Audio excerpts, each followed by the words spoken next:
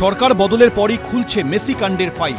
প্রাক্তন ক্রীড়ামন্ত্রী অরূপ বিশ্বাসের বিরুদ্ধে জামিন অযোগ্য ধারায় দায়ের হল এফআইআর। অনুষ্ঠানের মূল উদ্যোক্তা শতদ্রু দত্তের অভিযোগের ভিত্তিতে এফআইআর দায়ের হল বিধাননগর দক্ষিণ থানায়। গত বছর 13ই ডিসেম্বর যুবভারতীতে মেসির অনুষ্ঠান ঘিরে চরম বিশৃঙ্খলা তৈরি হয়। মেসির একেবারে গা ঘেঁষে ছবি তোলার চেষ্টা করেন নেতা, মন্ত্রী, ভিভিআইপি ও তাদের পরিবারের সদস্যরা। লিওনেল মেসির গায়ে কার্যত লেপ্টে ছিলেন তৎকালীন ক্রীড়ামন্ত্রী অরূপ বিশ্বাস। নেতা মন্ত্রীদের উপদ্রবে মাত্র 15-20 মিনিট পরই মাঠ ছাড়েন মেসিরা। হাজার হাজার টাকা দিয়ে টিকিট কেটেও মেসিকে দেখতে না পেয়ে ক্ষোভে ফেটে পড়েন দর্শকরা। তারপরই গ্যালারি থেকে বোতল ছোড়া, মাঠে ঢুকে তাণ্ডব, ভাঙচুর চালানো হয়। ঘটনায় গ্রেফতার করা হয় অনুষ্ঠানের মূল উদ্যোক্তা শতদ্রু দত্তকে। রাজ্যে পালাবদল হতেই প্রাক্তন ক্রীড়ামন্ত্রীর বিরুদ্ধে অভিযোগ দায়ের করলেন তিনি। অরূপ বিশ্বাস নিজের পাওয়ারের মিসইউজ করে এসব জিনিস করেছে, এইগুলো আমি কমপ্লেন করেছিলাম নতুন ফেস এফআইআর এ, তারই কগনিজেন্সে নিয়েছে পুলিশ।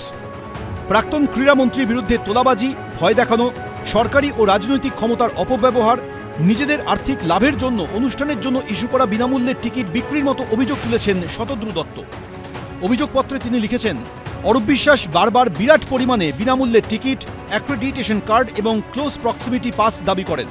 তিনি প্রত্যক্ষ ও পরোক্ষভাবে হুমকি ও চাপ দিতে থাকেন যে তাকে ছাড়া অনুষ্ঠানটি সুষ্ঠুভাবে করা সম্ভব হবে না এবং গুরুতর সমস্যা হবে।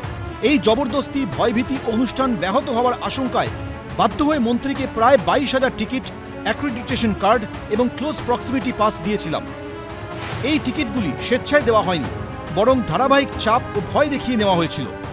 আমি তো মামলা প্রথমে একটা এফআইআর করেছিলাম, এখন আমার রিভাইস এফআইআর করলাম। টিকিট যে উনি যে কমপ্লিমেন্টারি টিকিটগুলো উনি গাইজোড়ি করে আমার থেকে নিয়েছিলেন, কে? অরূপ বিশ্বাস।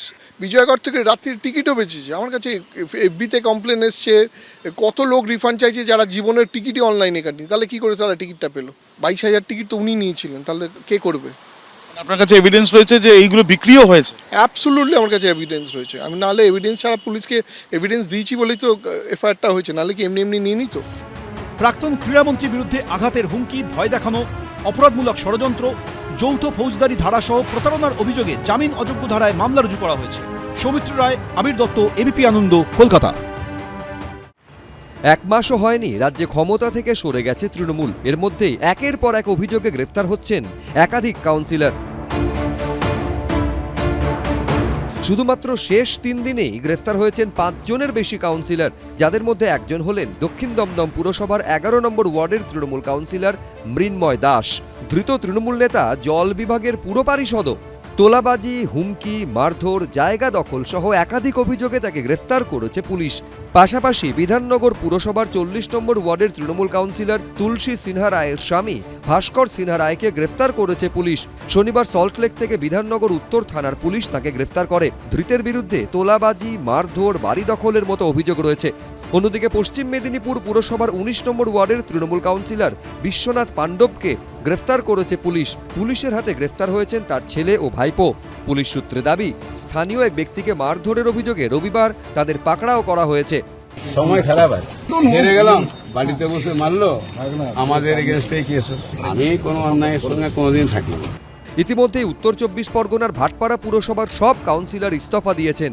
এবার তাদের মধ্যে একজনকে গ্রেফতার করল পুলিশ। ধৃতের নাম মনোজ পাণ্ডে। 2024 সালে তিনি 17 নম্বর ওয়ার্ডের তৃণমূল কাউন্সিলর থাকাকালীন পুলিশের ওপর হামলার অভিযোগ উঠেছিল। সেই ঘটনায় তাকে গ্রেফতার করা হয়েছে। শুধু কাউন্সিলররা নন, নদিয়ার নাকাশিপাড়ায় তৃণমূল পরিচালিত ধনঞ্জয়পুর গ্রাম পঞ্চায়েতের প্রধানের স্বামী জাহাঙ্গীর বিশ্বাসকে গ্রেফতার করেছে পুলিশ। পুরনো একটি মারধরের মামলায় তৃণমূল নেতাকে গ্রেফতার করেছে নাকাশিপাড়া থানা। পুলিশ আপনাকে অ্যারেস্ট করলো কেন? পুলিশ আমাকে অ্যারেস্ট করলো কেন সেটাই তো আমি জানি না। আমার তো মনে হচ্ছে ওই তৃণমূল করাটাই অপরাধ। সব মিলিয়ে ক্রমশ দীর্ঘ হচ্ছে তৃণমূল নেতা নেত্রীদের গ্রেফতারির তালিকা। জয়ন্ত পাল, আবির দত্ত, সৌমেন চক্রবর্তী, এবিপি আনন্দ। এবিপি আনন্দ, এগিয়ে থাকে, এগিয়ে রাখে।